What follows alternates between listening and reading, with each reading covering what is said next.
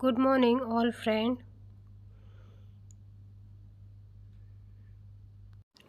कल्पना एक मध्यवर्गीय परिवार से थी जिसने अपनी स्तर की पढ़ाई पूरी कर ली थी और अब वो अपने घर पर ही छोटे बच्चों को ट्यूशन पढ़ाती थी। कल्पना का रंग गोरा था और वह दिखने में बिल्कुल गुड़िया की तरह थी। कल्पना के माता पिता उसकी शादी के लिए एक अच्छे लड़के की तलाश कर रहे थे।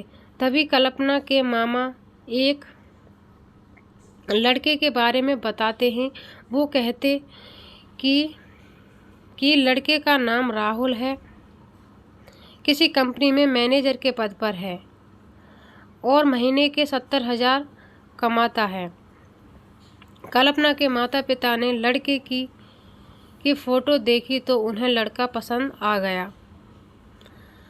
जब कल्पना की मां ने कल्पना को लड़के की तस्वीर दिखाई तो कल्पना ने कहा, जब आप दोनों को लड़का पसंद है तो मुझे भी पसंद है।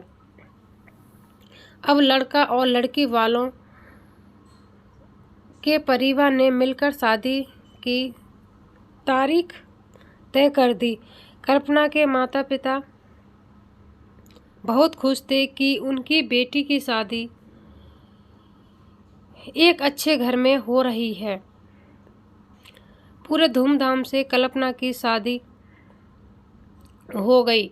अब कल्पना अपने बचपन के घर को छोड़कर एक नए घर चली गई। कुछ दिन तो कल्पना को अपने माता पिता और अपने घर की बहुत याद आई। कल्पना की शादी के अब महीने बीत गए थे। अब उसके पति राहुल पहले जैसा व्यवहार कल्पना के साथ करता था। कल्पना से वो चिड़चिड़ा सा रहता था। राहुल अब ना पहले जैसा कल्पना को प्यार करता और ना ही उसकी बातों को मानता। कल्पना को समझ नहीं आ रहा था कि वो क्यों कर रहे हैं। वो बस रोकर अपने दर्द को कम करने की कोशिश करती। कुछ दोस्त उसके घर आए थे। सभी ने घर पर पार्टी किया। उस दिन राहुल का एक दोस्त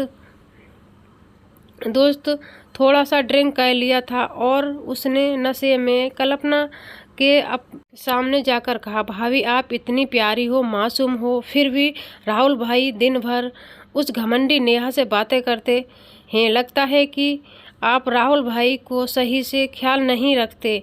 ये सुनकर कल्पना का शक अब हकीकत बन चुका था। अगली सुबह जब कल्पना ने राहुल से पूछा कि ये नेहा कौन है और क्या लगती है आपकी, कल्पना के साथ सब पता था कि फिर भी वह अपने बेटे के सामने एक शब्द नहीं बोलती थी। शाम को जब राहुल आया तब उसने रूम का दरवाज़ा खोला। उस दिन कल्पना की तबीयत खराब हो गई थी, फिर भी उसी हालत में उसने खाना बनाया। कल्पना ये सारी बातें अपनी माँ को बताना चाहती थी, लेकिन चाहकर भी वह नहीं बता पा रही थी, क्योंकि वह जानती थी कि अगर उसके माता पिता को यह सब पता चलेगा तो वो परेशान हो जाएंगे।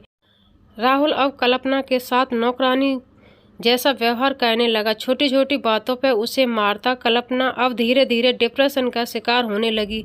उसके दिमाग में गलत ख्याल आने लगे। अब ना वह समय से खाना खाती और ना ही किसी की बात करती। आखिरकार एक दिन कल्पना ने रूम में फांसी लगाकर आत्महत्या कर ली। कल्पना ने आत्महत्या का कारण किसी को नहीं बताया, लेकिन उसके सास को पता था कि कल्पना ने आत्महत्या क्यों किया।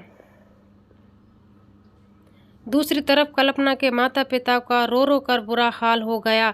कल्पना की मां ने पुलिस को आत्महत्या का कारण उसके ससुराल वालों को बताया। पुलिस राहुल को उसके माता पिता को ले गए, लेकिन पैसों के दम पर कुछ ही दिनों में राहुल उसके माता पिता जेल से छूट गए।